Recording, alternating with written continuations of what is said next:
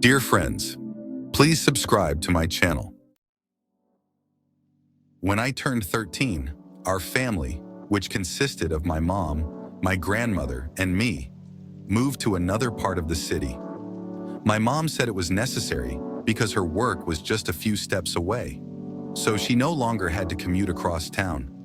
But I wasn't happy about the move at all.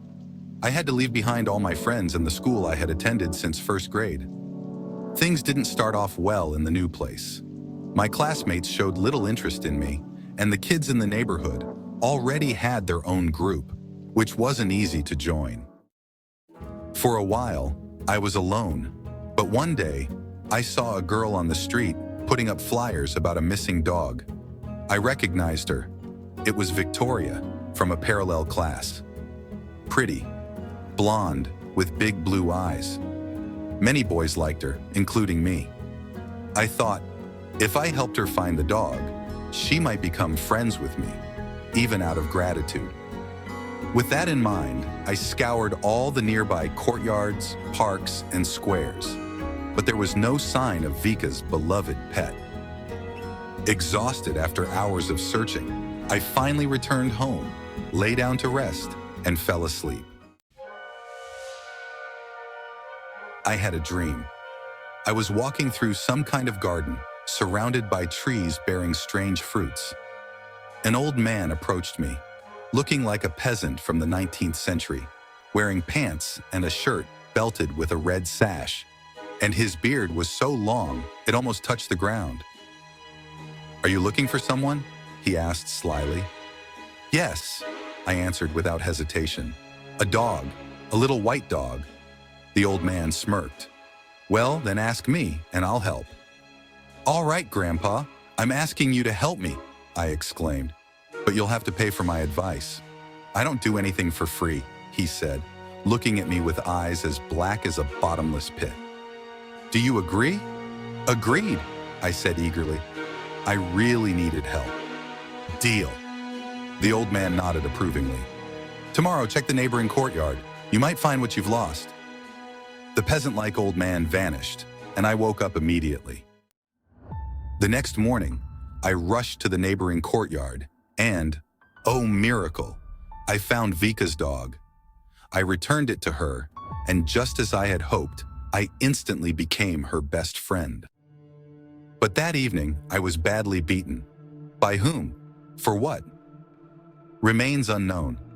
I didn't remember the faces of my attackers because I suffered a severe concussion, along with broken arms and ribs. They seriously injured me. I barely survived. After that incident, my grandmother hung her cross around my neck. I didn't associate what happened to me with the old man. After all, it was just a dream. And the fact that the dog was found in the neighboring courtyard, well, that must have been a simple coincidence. However, I was destined to meet that mysterious old man again. One such encounter happened many years later when I was married to that very same Victoria. We were already expecting a baby when one day my pregnant wife suddenly felt ill and was immediately taken to the hospital. It turned out she needed a very rare and expensive medication that was hard to find. I spent the whole day searching for it, and when I returned home, I fell asleep right at the kitchen table.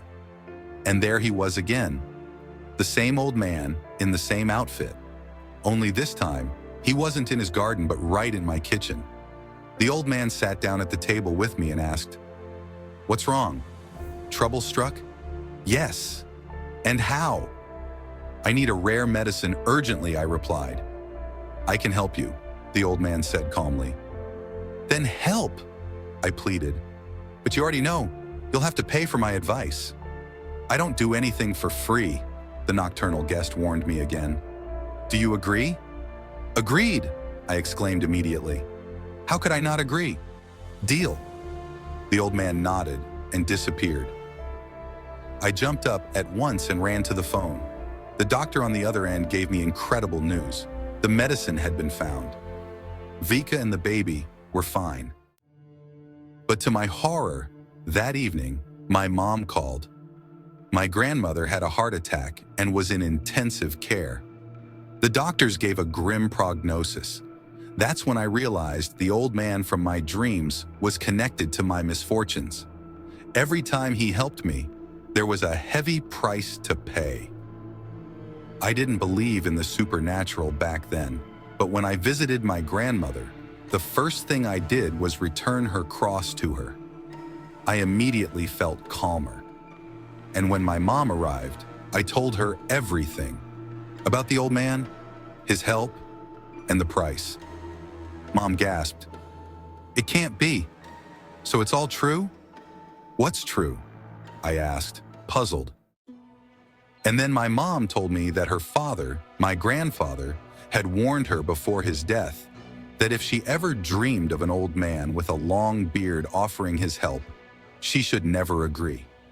No matter the promises, even if it seemed there was no other way, don't agree. He also warned that with each time, the nocturnal guest would come closer and closer until he took your soul. And in reality, this was no old man, but an embodiment of dark forces that had latched onto our family. Long ago, one of our ancestors dabbled in dark dealings with demons, and now we're paying the price for it. Oh, if only someone had warned me earlier. But my mom never dreamed of that terrible old man, so she thought her father was just rambling nonsense before he died. And only now, after hearing my story, did she realize that everything she had heard back then was a warning. Fortunately, my grandmother recovered that time and lived with us for many more years.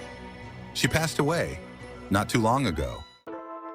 The old man appeared in my dreams several more times, offering his help again, but I always said no without even listening to him. In each subsequent dream, he changed. From a harmless old man, he gradually transformed into a creature from hell. It all started when I turned 13, and recently, I counted. I said no to the dark force haunting our family exactly 13 times. Maybe that's enough for the old man to leave us alone? In any case, it's been a year since I last saw him in my dreams. During the time I refused the old man's help, of course, there were losses, inevitable ones. But I'm glad I no longer resorted to the help of dark forces.